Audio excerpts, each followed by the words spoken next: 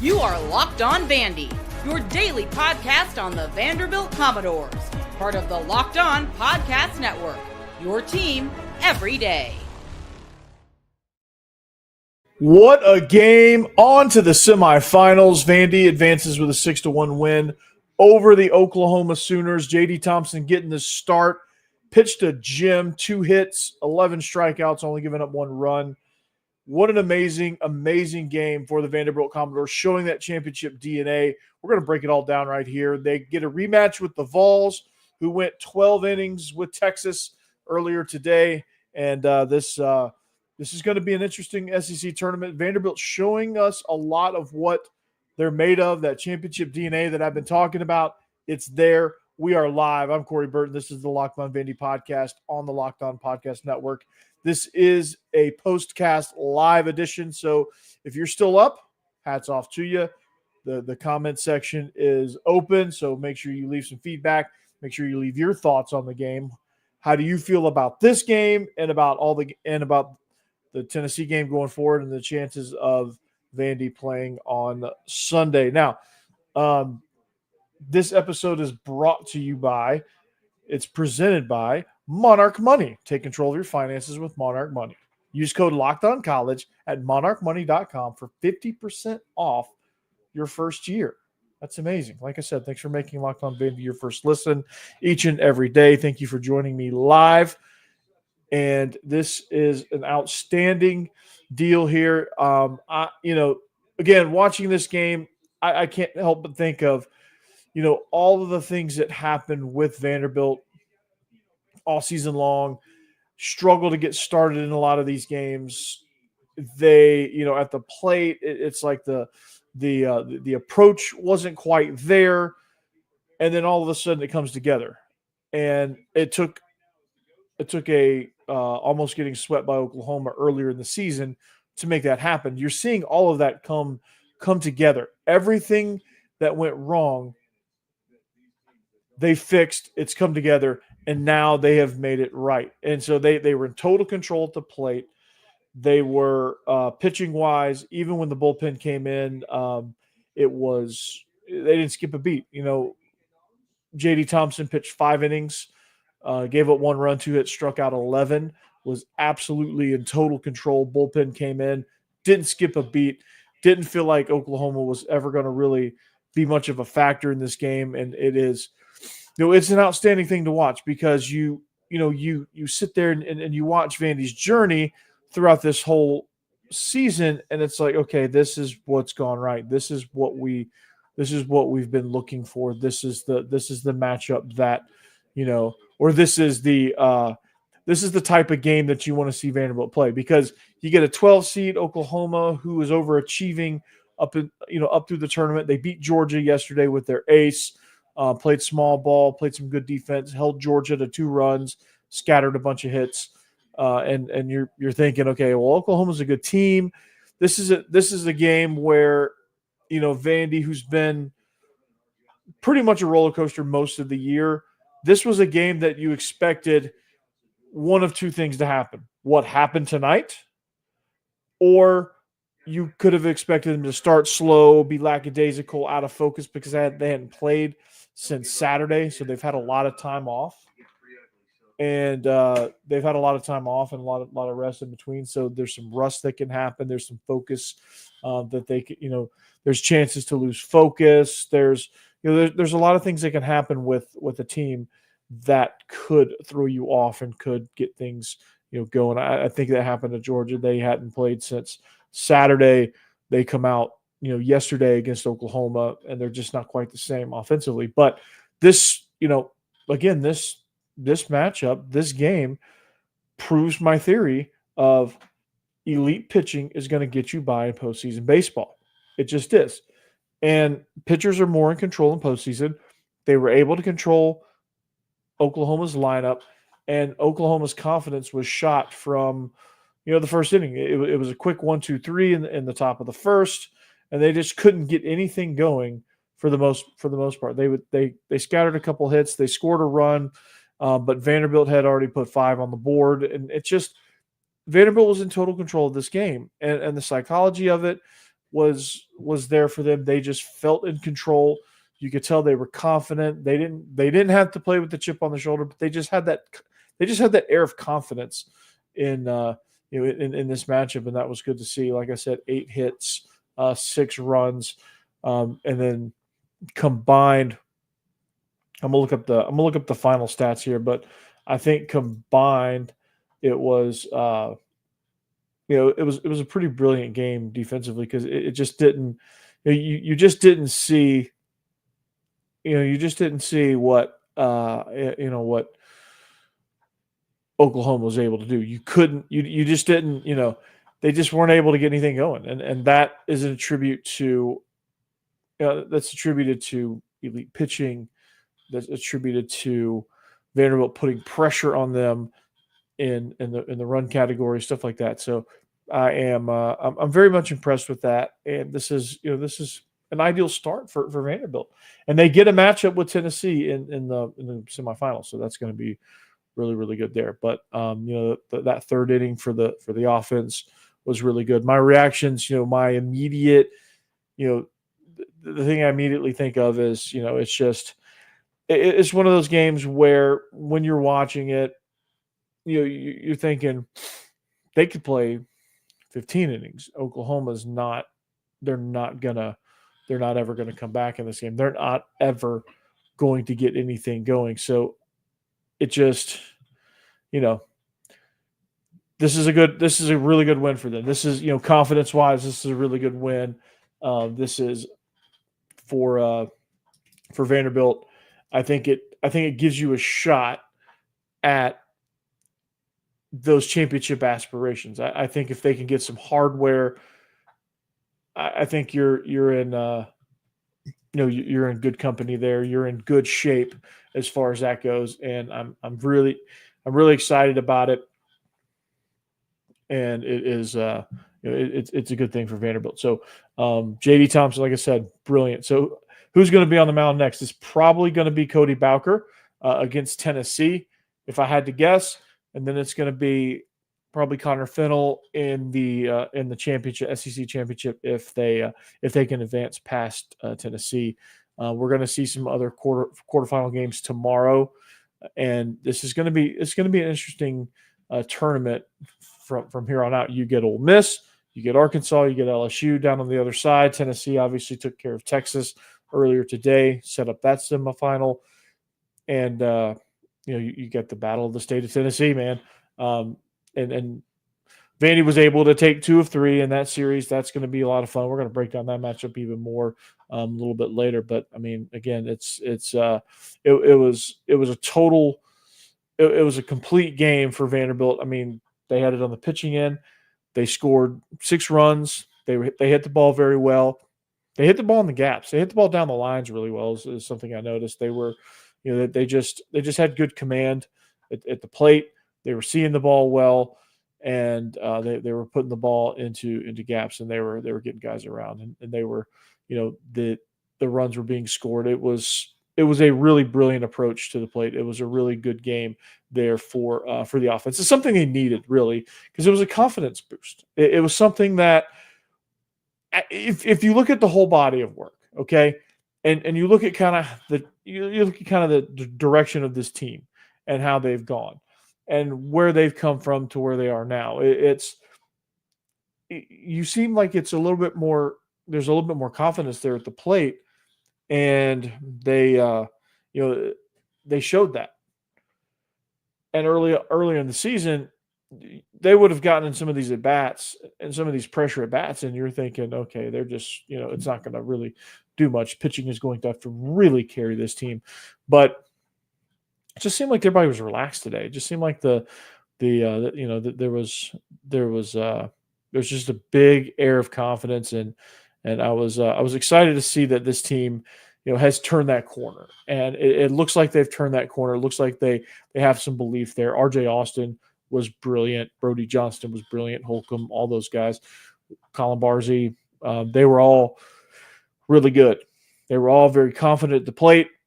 And it's just, like I said, a total team win. Everybody chipped in. Everybody chipped in defensively, pitching-wise, hitting-wise. It was all a complete complete effort. So we're going to take a quick break. More on this game. We're going to break down more of this matchup. We're going to break down the rematch against the Vols, and we're gonna take it from there. This is the postcast. We'll be right back.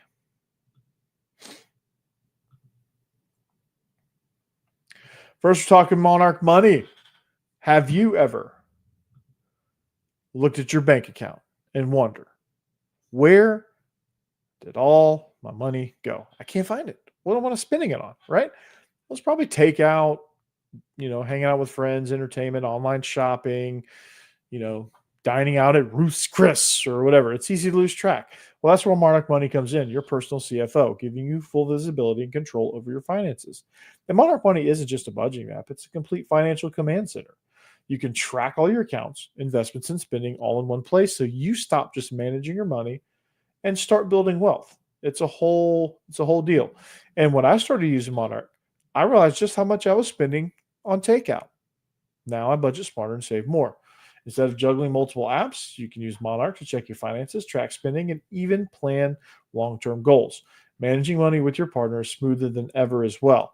You can track shared and personal accounts, you can set goals, and you can even stay on the same page without all the stress.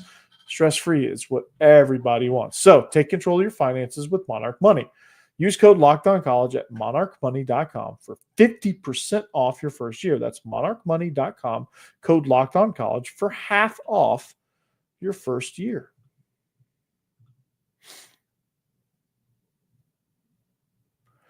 All right. Thanks for making Locked On Vandy your first listen each and every day. We're live actually right now. So if you want to jump in, the comments, let me know your thoughts on the game. Let me know what questions you have, and let me know kind of how you're feeling as Vandy is looking forward to a rematch with the Vols. The 8th-seeded Tennessee Vols have advanced to the championship game. That's going to take place on Saturday. It's going to be first pitch is at 1 p.m. Eastern time, so noon around here, and it's going to be a contentious ball game. It's one of those rivalry games. This will be the chip on the shoulder matchup. This will be there'll be all kind of trash talk. It's going to be great. It's going to be a great baseball game. I'm very excited about this one. I think getting this matchup versus Tennessee for this rivalry's sake could be a really good springboard for Vanderbilt, not only to advance and win on Sunday, but to carry that momentum through the regionals, super regionals, and into Omaha, seeing where they line up. Like I said, they had the championship DNA, and on the last episode, talked about that team mentality, guys chipping in, doing things that benefits the team more so than themselves. And that's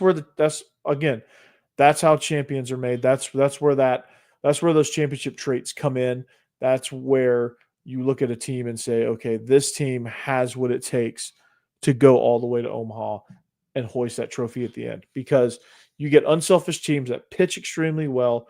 They hit situationally extremely well because they're unselfish and not trying to hit home runs, not trying to get stats for themselves. The only stat it seems like they care about is wins. And so when you think like that, when you operate like that, you become a very confident team. You become a very trusting team, because trust and confidence are two very integral, very important foundational pieces when you're looking at a team that goes all the way.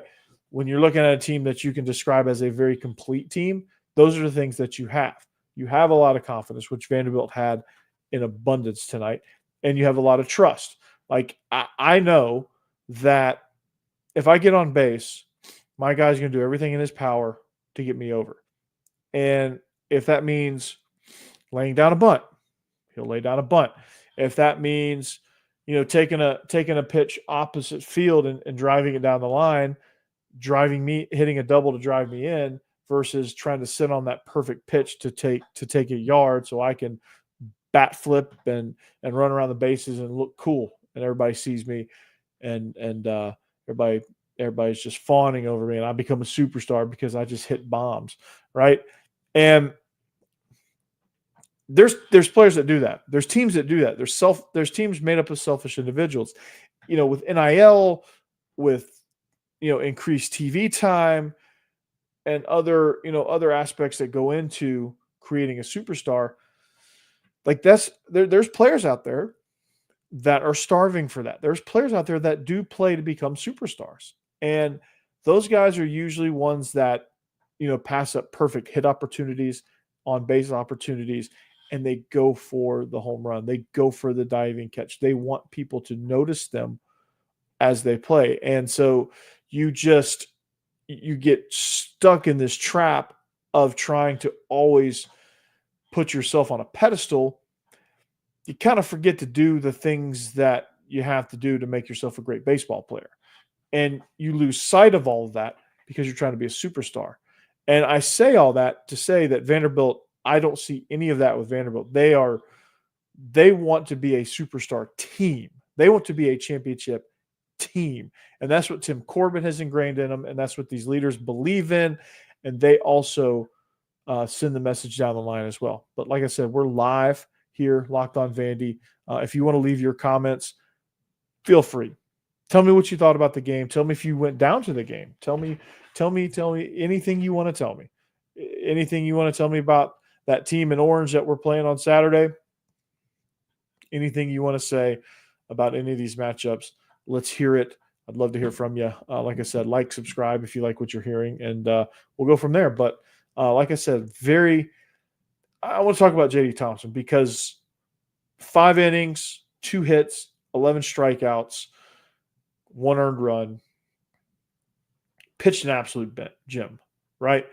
And with Cody Bowker and Connor Fennell being an ace most of the year,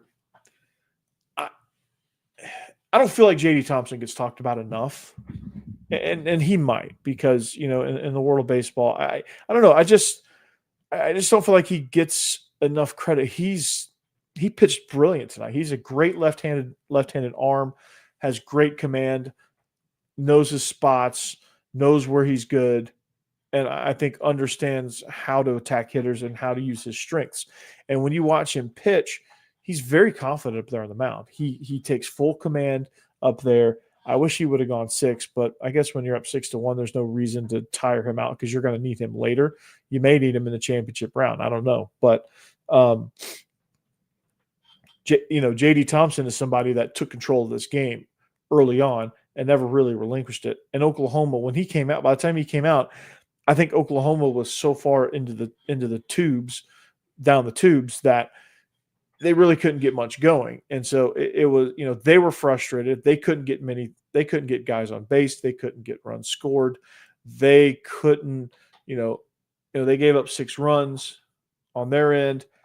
And that really kind of puts you psychologically in a very bad spot. So, hats off to J.D. Thompson. I think he was just able to kind of shut down anything Oklahoma wanted to do. He had such great command, and he's had really great command all season long. So he just doesn't get the credit I think that he deserves. And maybe there's something out there that I'm missing, and let me know. Please feel free to let me know if I'm missing something where he's getting a lot of credit, because I don't presume to see everything. I don't pretend to see anything, but I just, I think he should get more recognition. I think he should be, he's somebody that, he's somebody that I think should get a great deal of respect, and I think he does.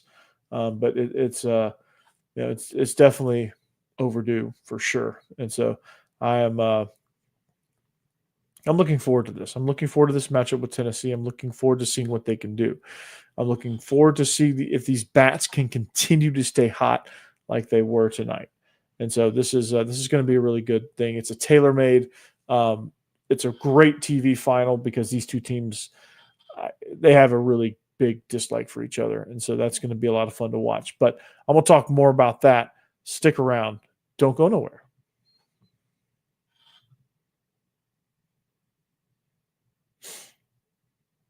Yo, welcome back, Locked On Vandy on the Locked On Podcast Network. I am live. It is late, and if you are still up, please leave me a comment. Please let me know you're a midnight you're in this midnight madness edition of the Locked On Vandy podcast. This is the Locked On Vandy postcast, really, live reaction show. Vandy topples the Sooners 6-1 with 8 hits on 8 hits. Getting the win, J.D. Thompson, 5 innings pitched, 2 hits, 1 run, 11 strikeouts, total command. But up next is the Volunteers, and they advanced from the quarterfinals with a 7-5 victory over the Texas Longhorns, and they did that in 12 innings. So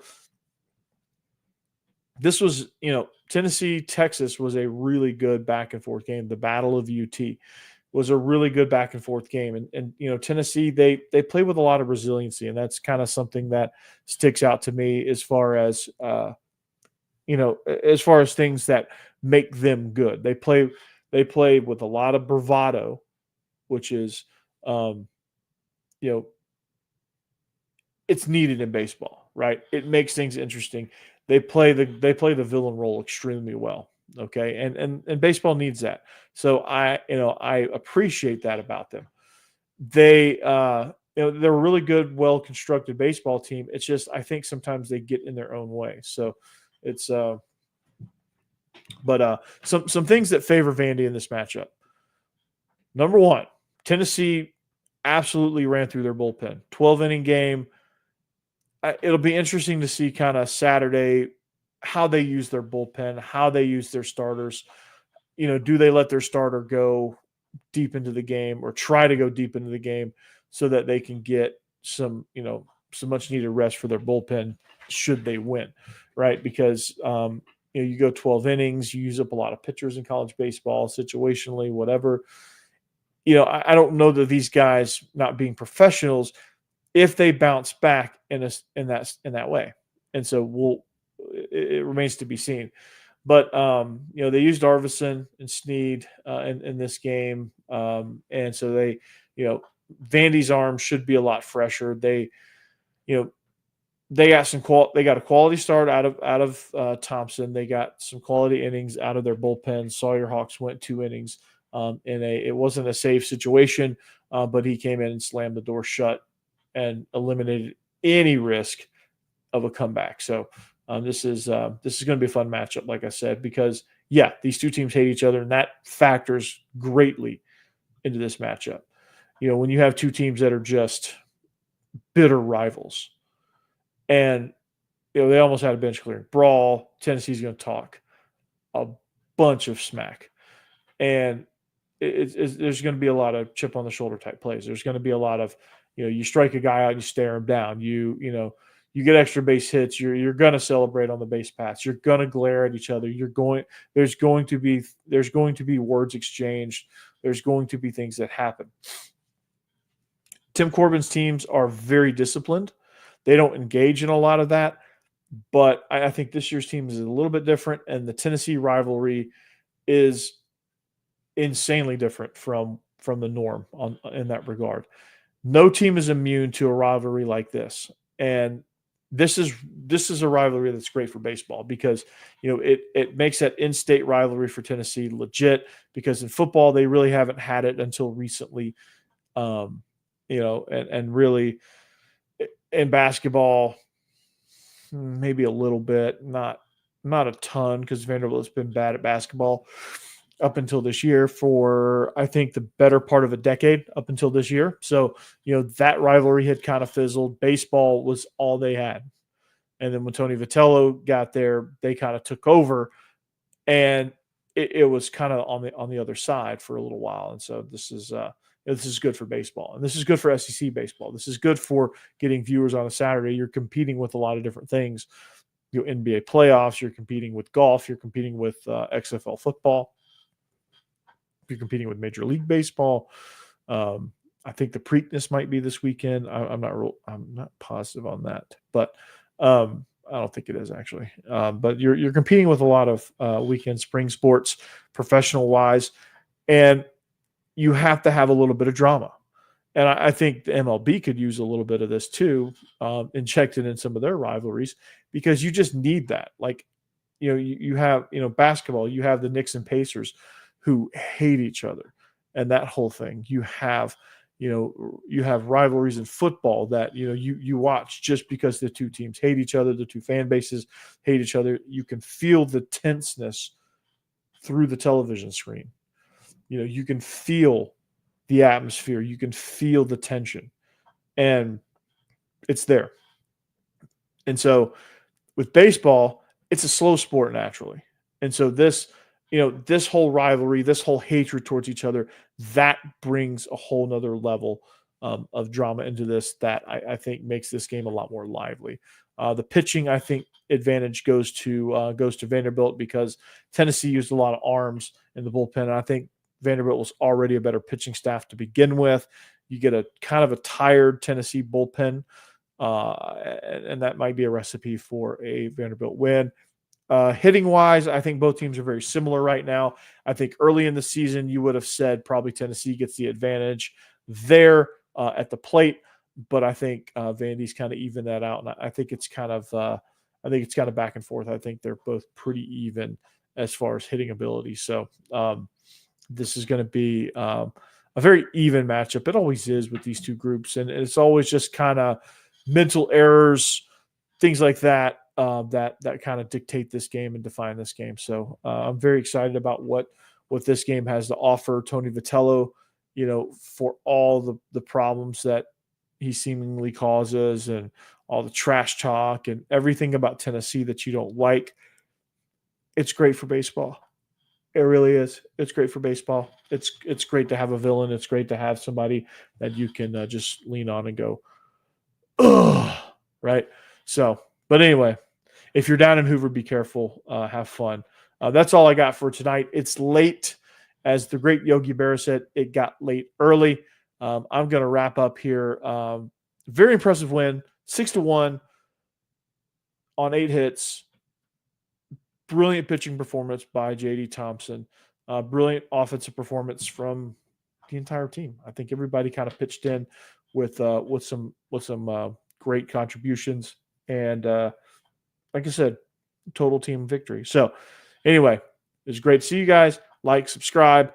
Likely we'll come on and do a postcast. It'll be kind of a little bit later of a postcast on Saturday night after the game with Tennessee. Kind of give you my reaction and maybe a preview of the final. The reason I want to wait is because I want to see that second game and see who they're going to be playing against after the semifinal, because they have the first matchup, and I think whoever the semifinal matchup is going to be, we won't know until after tomorrow. But get a good preview of that team for the Sunday final, and then for my just to kick off my next week's round of shows. Sunday night, I usually record anyway, so I'll record a postcast on that too. So lots of things coming up, lots of great things baseball postseason wise. Vanderbilt, I feel like Vanderbilt's in the position that they belong, in total control of their destiny, with their eyes on a spot in the finals. So with that, like, subscribe, follow on social media, Locked On Vandy, and we'll see you back here next time on the Locked On Vandy podcast on the Locked On Podcast Network. Anchor down. Peace.